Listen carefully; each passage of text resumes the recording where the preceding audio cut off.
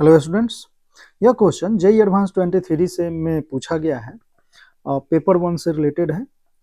यहाँ आप देख सकते हैं कि क्वेश्चन जो है आप सेट रिलेशन से आप बोल सकते हैं let S 0 to 1 1 to 2 union 3 to 4 and T 1 to 3 0 1 to 3 the following statements are true is are true. तो एमसीक्यू में आप बोल सकते हैं कि कौन सा ऑप्शन इसका सही है गलत है। तो देखो सेट एस जो है, अगर हम सेट एस की और टी की बात करते हैं तो ये टी है ये एस है, ठीक है। अब सेट एस में अगर हम एलिमेंट देखें तो हमारा क्या है 0 1 है, यूनियन क्या है 1 से 2 है एंड 3 से 4 है, ठीक है, ऐसा कुछ है। यहाँ अगर हम देखें तो 0 1 2 एंड 3, ठीक, ऐसा कुछ। तो अब आप ये देख सकते हैं कि जो एस के पास एलिमेंट है उन सभी के पास चॉइस कितने हैं, 4 हैं। जैसे अगर हम ऐसे देखें कि 0 से 1 के बीच में जो भी एलिमेंट होंगे उनके लिए ऑप्शन है 0 1 2 3, फिर 1 से 2 के लिए जो है उनके लिए भी ऑप्शन है 1 2 3 एंड 2 3 से 4 के लिए जो है उनके लिए भी 0 1 2 एंड 3, ठीक है, ऐसा कुछ। तो यहां से आप बोल सकते हैं कि S have a 4 choice, each element of S have a 4 choice, ठीक है। तो यहाँ जो है सभी के लिए 4 चॉइस है। अब हम ये बोल दें कि हमारे पास जो number of element in set S है, अब मान लो 0 से 1 के बीच में, 0 से 1 के बीच में क्या है, या सिंपली जो सेट हमारा एस है वो है क्या 0 से 1 यूनियन 1 से 2 यूनियन 3 से 4, ठीक है, ऐसा कुछ हम बोल सकते हैं। तो यहां हम देखें सेट एस में हमारे पास क्या है नंबर ऑफ या एन एलिमेंट है, एन एलिमेंट हम बोल सकते हैं, एन एलिमेंट है और सभी के पास चॉइस कितने हैं, एन एलिमेंट है और इसके चॉइस कितने हैं, 4 है। चॉइस कितने हैं, 4 है।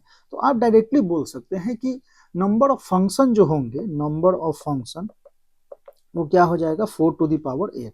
देखो एन एलिमेंट है तो चॉइस कितने हैं 4 to the power n, directly आप बोल सकते हैं यहाँ से। अगर वही n टेंस टू इन्फिनिटी हो जाए, मान ली कि अब n जो है, अब नंबर ऑफ एलिमेंट इसमें कितने हमें पता नहीं, इनफाइनाइट हो सकते हैं, तो इस तरीके से नंबर ऑफ फंक्शन जो हमारा होगा, नंबर ऑफ फंक्शन वो क्या हो जाएगा टेंडिंग टू इन्फिनिटी। तो यहाँ से आप बोल सकते हैं फर्स्ट ऑप्शन कि there are infinitely many functions from set S to T, ठीक है। तो यहाँ से फर्स्ट ऑप्शन तो आपका करेक्ट है, infinitely many function S to 2। ये तो आप ऐसे भी बोल सकते थे क्योंकि देखिए 0 to 1 है, 1 से 2 है, 3 से 4 है, तो यहाँ से आप बोल सकते हैं कि n एलिमेंट है हमारे पास, हमें पता नहीं है, इनफाइनाइट एलिमेंट है, आप ये भी बोल सकते हैं। और सभी इनफाइनाइट एलिमेंट के पास ऑप्शन कितने हैं 4, तो इनफाइनाइट फंक्शन आ जाएंगे। चलिए बी पे आते हैं, there are infinitely many strictly increasing function from S to T. तो यहाँ से अब देखो, यहाँ से आप कैसे बोल सकते हैं कि स्ट्रिक्टली इंक्रीजिंग फंक्शन जो होंगे वो क्या होंगे कि एस टू टी के बीच में होंगे, तो ये जो है इनकरेक्ट ऑप्शन है सीधी सी। एंड सी ऑप्शन में अगर हम आते हैं तो क्या है number of continuous function from S to T is at most 120, C option, ठीक है। अब मान लेते हैं कि देखो सी ऑप्शन के पास अगर हम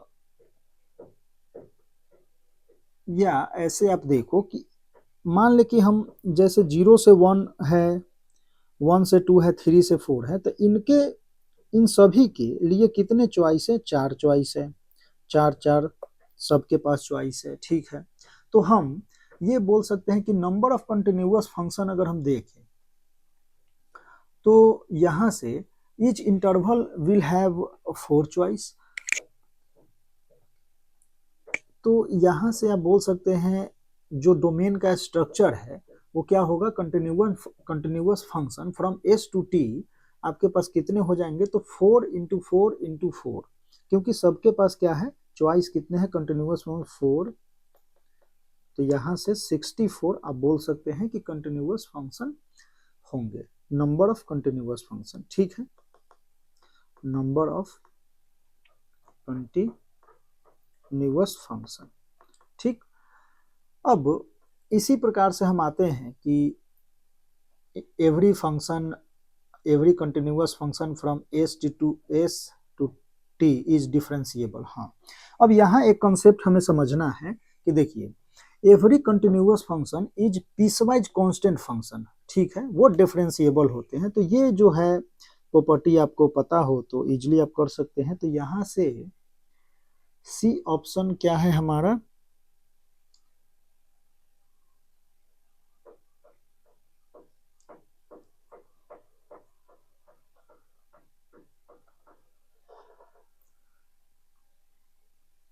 तो number of continuous function from S T to is at most 120, तो ये भी हो सकता है, ठीक है।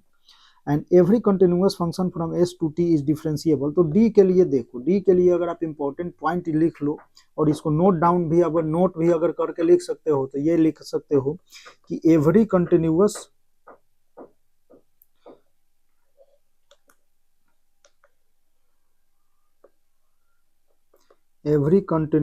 Function is piecewise constant function, ठीक है। जो होता है ये क्या होता है, डिफरेंशिएबल होता है।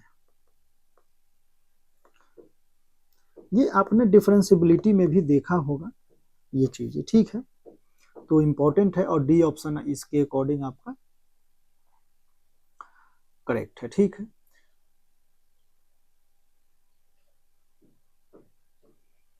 ओके, तो ये आप क्वेश्चन है, अच्छा क्वेश्चन है, आप कर सकते हैं।